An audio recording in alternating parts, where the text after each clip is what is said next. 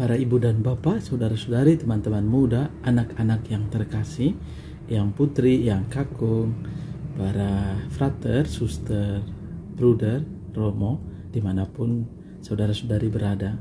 Kita berjumpa lagi pada kesempatan ini, hari Jumat yang pertama, tanggal 4 Februari 2022. Tidak terasa ya, sudah sangat cepat waktu ini berlalu.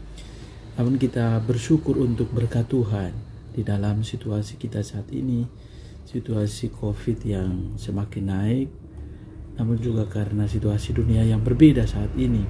Kita mohon agar kiranya kita semua boleh diteguhkan dan selalu menimba inspirasi sabda Tuhan hari ini dan juga di hari-hari yang selanjutnya, atau bahkan yang sudah kita terima.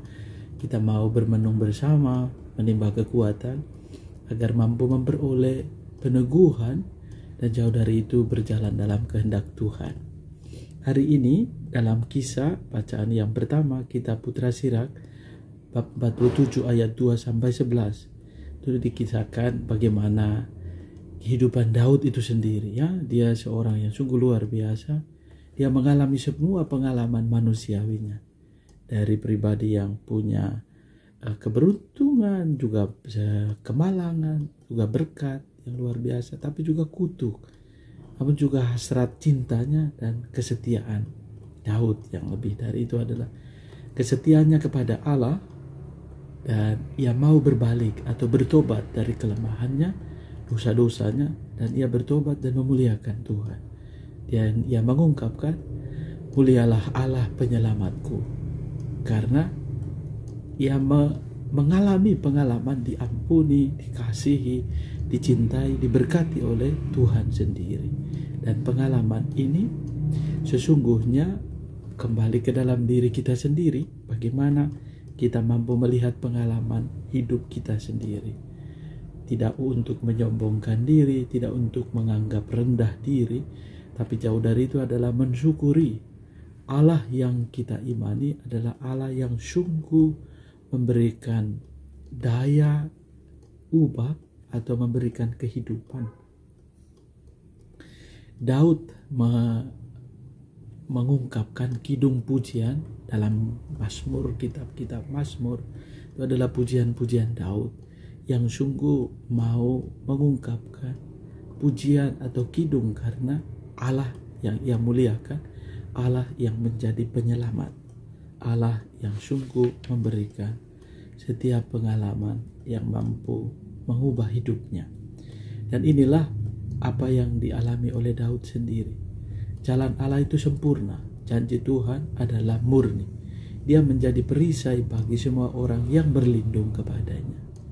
Inilah gambaran Allah yang sungguh memberi kita kekuatan, memberi kita inspirasi. Dan bacaan Injil hari ini dari Injil Markus bab 6 ayat 14 sampai 29 memberikan kepada kita gambaran bahwa apa yang dialami oleh Raja Herodes dan Herodias. Herodias punya ketika salah ya, punya dendam karena ditegur oleh Yohanes. Herodes mendengarkan tentang Yesus karena Yesus sudah terkenal. Namun orang mengatakan bahwa responnya adalah Yohanes Pembaptis yang sudah bangkit dari antara orang mati. Itulah orang cara melihat sesuatu yang baru. Ada orang yang baru yang punya kekuatan yang lebih. Seringkali respon ini yang memberikan sesuatu yang berbeda, karena apa yang kita respon itulah juga yang jadi kekuatan bagi kita. Apakah kita sungguh punya respon yang baik terhadap orang itu atau sebaliknya. Nah, kita lihat bagaimana Herodes, karena Herodias ini punya dendam yang luar biasa dan ia mau membunuh Yohanes. Kita boleh lihat dari satu sisi ya. Pertama dari sisi Yohanes, ia membela kebenaran, mengatakan sesuatu yang benar. Konsekuensinya tentu jelas. Martir atau juga kemartiran atau juga tadi itu ia siap menanggung konsekuensi dari kebenaran itu sampai menjadi martir. Dan dalam diri Herodias kita lihat bahwa terkadang kita boleh melihat bahwa kita yang diberi kuasa atau punya jabatan atau kedudukan atau pelayanan, terkadang kita perlu sangat hati-hati melihat hal ini, karena seringkali kita dibutakan oleh pengalaman ini, punya kesal atau dendam atau marah, lalu bila tidak disadari dengan sungguh, itu akan menjadikan sebuah kesempatan untuk bertindak yang kurang tepat. Dan inilah akibat dari apa yang pola pikir yang kurang tepat. Namun kenapa ini kisah diceritakan atau dikisahkan? Bagi saya memberikan inspirasi bahwa kisah seperti ini pengalaman manusiawi kita. Yang perlu disadari, setan itu lebih tahu bagaimana menjatuhkan kita atau punya cara yang sungguh luar biasa untuk menjatuhkan atau membawa kita ke jalan yang tidak benar. Maka yang dibutuhkan adalah kerelaan untuk menyadari sungguh bahwa apa yang gerak apa, respon apa yang semestinya kita lakukan.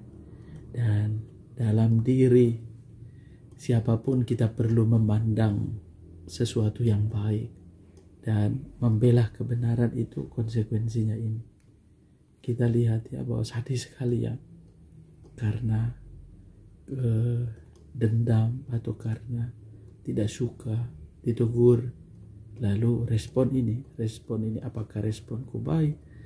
Kalau kita menerima teguran dengan baik, tentu sebuah kerendahan hati yang luar biasa untuk belajar menerima bahwa saya salah, lalu memperbaiki diri, berbalik kepada Tuhan. Tapi seringkali sebagai manusia ada penolakan, tidak menerima, atau bahkan dengan kata yang lain kurang menerima atau mengakui kesalahan, dan jadinya adalah membuat pembelaan-pembelaan yang seringkali menjerumuskan atau bahkan mengorbankan orang lain karena kesalahan-kesalahan yang tidak kita terima atau yang tidak saya akui. Seringkali pengalaman-pengalaman ini kalau tidak saya sadari atau tidak kita sadari, seringkali menjadi kesempatan untuk melakukan tindakan yang kurang tepat. Maka kisah inspirasi hari ini kita boleh jadikan kesempatan untuk belajar merasakan cinta Tuhan karena kebaikan yang mampu Ia berikan kepada setiap kita. Bila kita mampu mengasah pola pikir kita yang benar, respon kita yang tepat. Nah, bila itu kesalahan yang kita lakukan, kita dengan jujur mengungkapkan dan mampu memberi inspirasi bagi setiap kita. Karena pengalaman-pengalaman disadari atau tidak, kisah-kisah kitab suci, kisah-kisah pertobatan Daud, pertobatan Paulus, pertobatan saya secara pribadi, pertobatan kita, itu mengantar kita untuk belajar menjadi pribadi yang rendah hati, pribadi yang mau mengakui segala keterbatasan kita karena kita punya kelemahan. Tapi bila kita berbalik kepada Tuhan, itulah juga yang menjadi kekuatan. Daud memberikan contoh bagi kita bahwa ia ketika bertobat, ia mampu memuliakan dan melihat kasih Allah yang sungguh luar biasa. Nah, kita mohon agar kiranya hal ini menjadi kekuatan bagi setiap kita. Dan Bapak Paus Fransiskus memberikan peneguhan bagi kita bahwa kemartiran atau orang-orang yang memiliki kekuatan membela kebenaran, menjadi martir, itu menjadi tanda bahwa kita masih berada di jalan Yesus. Dan akhir-akhir ini kita juga dengar seorang imam yang ada di Vietnam yang juga dibunuh karena sedang melakukan atau mendengarkan sakramen tobat, penerimaan sakramen tobat. Sungguh luar biasa, menjadi inspirasi bagi kita bahwa kemartiran selalu ada di antara kita. Ini menjadi tanda bahwa kita berada di dalam jalan Yesus, karena kemartiran atau karena iman yang sungguh luar biasa. Ungkapan Bapak Paus Fransiskus ini menjadi kekuatan bagi setiap kita untuk merasakan berkat-Nya. Dan sungguh luar biasa, menjadi inspirasi bagi setiap kita. Sadis pengalaman kisah Herodes membunuh karena memenggal kepala Yohanes. Tapi di balik itu, kisah nyata ini memberikan kepada kita supaya tadi itu kita mampu belajar sesuatu, melihat kebaikan dalam diri orang lain, juga melihat apa yang menjadi respon setiap pribadi kita untuk menjadikan pengalaman-pengalaman kita semakin baik. Pertobatan yang terus-menerus, kerelaan untuk mengungkapkan atau jujur apa adanya menjadi kekuatan bagi setiap kita. Kita juga bersyukur untuk hari Jumat yang pertama ini, kita mampu menimba inspirasi dari hati Yesus yang Maha Kudus, yang memberikan pengorbanan dirinya demi keselamatan umat manusia dan seluruh alam ciptaan.